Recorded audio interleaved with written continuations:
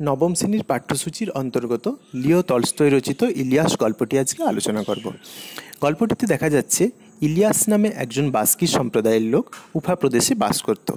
তার বাবা যখন মারা গেল তখন সে না ধনী না দরিদ্র, কিন্তু বিয়ের 1 বছর পরে সে দীর্ঘ 35 বছর ধরে পরিশ্রম করে সে প্রচুর সম্পত্তি করে ফেলল। সম্পত্তি বলতে কি বোঝায় না, সেখানে যারা বসবাস করতো তাদের যত গৃহপালিত পশু ছিল, যার যত বেশি গৃহপালিত পশু ছিল সে তত বড় লোক। তো ইলিয়াসেরও সংখ্যায় বেশ কম পশু ছিল, কিন্তু তাদের দীর্ঘ প্রচেষ্টা এবং বহু পরিশ্রমে তার অনেক গৃহপালিত পশু হয়ে গেল। কিন্তু যখন তারা গরিব ছিল তখন তার ছেলেরা তার সঙ্গে কাজ করত। ইলিয়াসের 2 ছেলে 1 মেয়ে, তারা তখন কাজ করত। কিন্তু যখন ইলিয়াস বড়লোক হয়ে গেল তারাও তখন আয়েসি হয়ে উঠল, তারা আর কাজ করতে চাইল না তার সঙ্গে। তো এরপর ইলিয়াসের বড় ছেলে এক মারামারিতে পড়ে মারা গেল, এবং তার যে মেয়ে তাকে অনেক দূরে বিয়ে দিয়ে দেওয়ার পর সেও মারা গেল। রইল বাকি ইলিয়াসের একটি ছোট্ট ছেলে। সেই ছেলেটি এমন এক ঝগড়ুটে বউকে বিয়ে করে আনলো যে সেই বউ ইলিয়াসের কথা শুনল না। তখন ইলিয়াস তাকে বাড়ি থেকে, তার বউ এবং ছোট ছেলেকে বাড়ি থেকে তাড়িয়ে দিল। কিন্তু বাড়ি থেকে তাড়িয়ে দেওয়ার সময় যেহেতু সে ছেলে, যেহেতু সে সন্তান, তাই তাকে কিছু গরু ঘোড়া এবং একটা বাড়ি দিল। এতে ইলিয়াসের সম্পত্তিতে প্রথম টান পড়ল। ইলিয়াসের বেশ ভালোই কাটছিল। দিনের পর দিন তার সম্পত্তি অনেক হয়ে দাঁড়িয়েছিল, দূর দূরান্তে তার নাম ছড়িয়ে গিয়েছিল। সে একজন ধার্মিকে পরিণত হয়েছিল এবং চারদিক থেকে তার বাড়িতে অনেক অতিথিরা আসতো তার সেবা গ্রহণ করার জন্য। এবার অতিথিরা এলেই ইলিয়াসের বাড়িতে চা, কুমির, শরবত তো তৈরি ছিলই, সঙ্গে যদি কম অতিথি আসতো তাহলে ভেড়া মারা হতো, এবং বেশি অতিথি এলে ঘটকিও মারা হতো।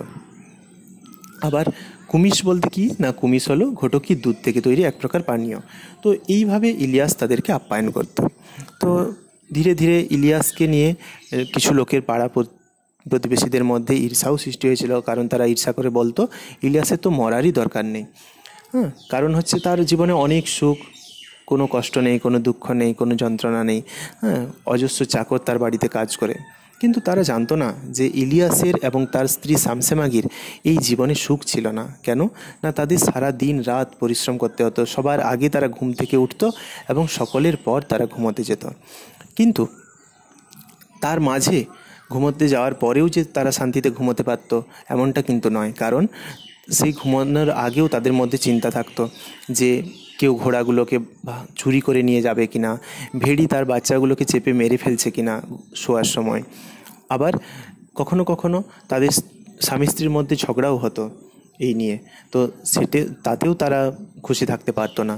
আবার যারা চাকর, যারা কাজ করতো, তারা বেশি খেয়ে কম কাজে ব্যস্ত থাকতো, কম কাজ করতে চাইতো, সেটাও তাদেরকে সন্দেহের চোখে দেখতে হতো, তাদেরকে নজর রাখতে হতো, এটাও তাদের ভালো লাগতো না।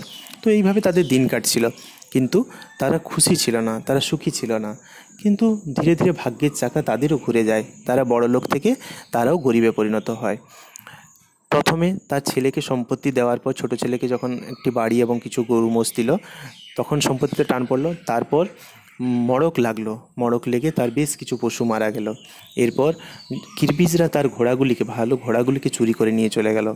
তো এইভাবে দিনের পর দিন একটার পর একটা ঘটনা ঘটতে ঘটতে ইলিয়াসের সম্পত্তি শেষ হয়ে গেল, এবং অবশিষ্ট তার যা কিছু ছিল সে সেগুলো বিক্রি করে স্ত্রী শামসেমাগিকে নিয়ে পথে বেরিয়ে পড়ল। এবার পথে বেরিয়ে যখন চলে গেল তখন তাকে দেখে মোহাম্মদ শাহ নামে একজন লোকের দয়া হলো, এবং মোহাম্মদ শাহ তাকে বলল যে আমার বাড়িতে কাজ করবে। তখন ইলিয়াস এবং তার স্ত্রী রাজি হয়ে গেল। তারা মোহাম্মদ শাহর বাড়িতে থাকতো এবং যতটা পারতো, যতটা তাদের সম্ভব তারা ততটাই কাজ করত মোহাম্মদ শাহর বাড়িতে। এবং মোহাম্মদ শাহ এদেরকে দেখে খুশি হয়েছিল, কারণ তারা মনিব ছিল এককালে এবং তারা সব কাজ করতে পারত, আর তারা অলস ছিল না। উল্টো দিকে ইলিয়াসরাও খুশি হয়েছিল মোহাম্মদ শাহর বাড়িতে থেকে, কারণ তারা এতদিন ধরে যে যন্ত্রণায় ভুগত, যে চাপ মাথার মধ্যে তাদের থাকতো, সেই চাপ যেন কোথাও উধাও হয়ে গেছে, সেই চিন্তা আর তাদের নেই। তারা এখন ঈশ্বরের নাম গান করতে পারে, দুবেলা স্বামী স্ত্রী দুজনে গল্প করতে পারে ভালোভাবে। দিনের শেষে তাদের যা কিছু প্রয়োজন সব কিছুই মোহাম্মদ শাহ মিটিয়ে দেয়। এইভাবে তাদের সুখেই দিন কাটতে থাকে। এবার একদিন ইলিয়াসের বাড়িতে অতিথিরা এসেছে। অতিথিদের মধ্যে এক মোল্লা সাহেব রয়েছে। দূর দূরান্ত থেকে তারা এসেছে এবং তারা আসার পর ইলিয়াসকে মোহাম্মদ শাহ আদেশ দিল। মোহাম্মদ শাহ বাবাই বলে ডাকতো ইলিয়াসকে, যে বাবাই মাংস প্রস্তুত করে আনো। তখন ইলিয়াস একটি পশু মেরে তাদের জন্য মাংস সিদ্ধ করে পাঠিয়ে দিল। একসঙ্গে বসে ভোজন করতে করতে মোহাম্মদ শাহ তাদের বলছেন যে, যে লোকটা এক্ষুনি মাংস দিয়ে গেল তাকে কি তোমরা চেনো? অতিথিরা বলল, না, তার মধ্যে কি এমন আছে, তাকে তো আমরা চিনি না। তখন মোহাম্মদ শাহ তাদেরকে জিজ্ঞেস করলেন যে, তোমরা ইলিয়াসের নাম শুনেছ? সঙ্গে সঙ্গে তারা উত্তর দিল, হ্যাঁ, ইলিয়াসের নাম শুনেছি, তার তো একসময় খুব নাম ডাক ছিল, চারিদিকেই তার নাম ছড়িয়ে আছে। তখন মোহাম্মদ শাহ বললেন, এই লোকটিই হলো ইলিয়াস। সঙ্গে সঙ্গে তারা অবাক হয়ে গেল অতিথিরা, এবং কেউ কেউ চুকচুক করলো, মুখ দিয়ে আওয়াজ করলো। কারণ কি? দুঃখ প্রকাশ করলো তারা, যে একসময় এত বড় লোক ছিল, আজ সে ভাড়াটে মজুরের কাজ করছে।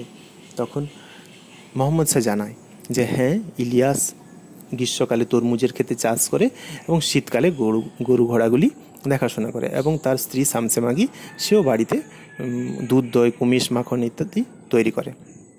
তো এইভাবে তাদের দিন কাটছে। এই কথা বলতে তাদের দেখার ইচ্ছে হলো এই দুজনকে।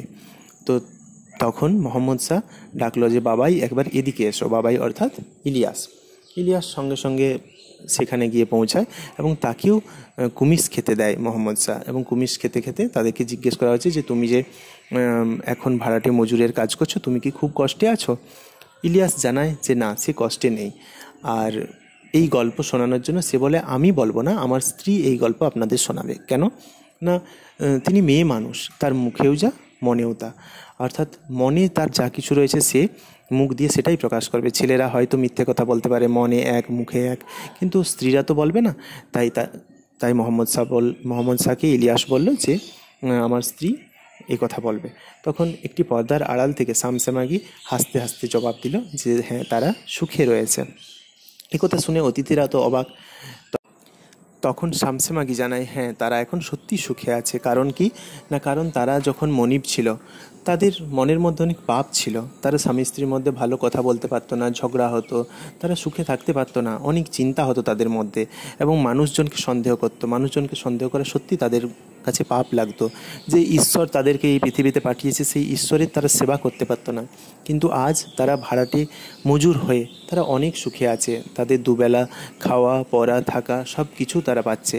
সঙ্গে ঈশ্বরের নামগান যেমন করতে পারছে, একসঙ্গে তারা বসে গল্পগুজবও করতে পারছে এবং কারোর উপর সন্দেহ করতে হচ্ছে না। তাই তারা সত্যি সুখে আছে। এই কথা শোনার পর যে মোল্লা সাহেব ছিলেন, মোল্লা সাহেবও বললেন যে, হ্যাঁ, এটি পবিত্র কোরআনে লেখা আছে, এই কথা একদম সত্যি, খাঁটি। তো এইভাবে গল্পটা শেষ হচ্ছে। তো গল্পটি থেকে ক্লাস 9-এ কী কী প্রশ্ন ইম্পর্টেন্ট তা যদি তোমরা জানতে চাও তাহলে কমেন্ট করে জানাও। আমি আরও একটা ভিডিও বানিয়ে দেবো এবং সেখানে সমস্ত ইম্পর্টেন্ট প্রশ্নগুলো আমি আলোচনা করব। তো এতদূর যদি ভিডিওটা দেখে থাকো, শুনে থাকো, যদি ভালো লাগে তাহলে অবশ্যই চ্যানেলটিকে সাবস্ক্রাইব করো, আর সঙ্গে বেল আইকনটিও বাজিয়ে দাও। সঙ্গে থাকো। ধন্যবাদ।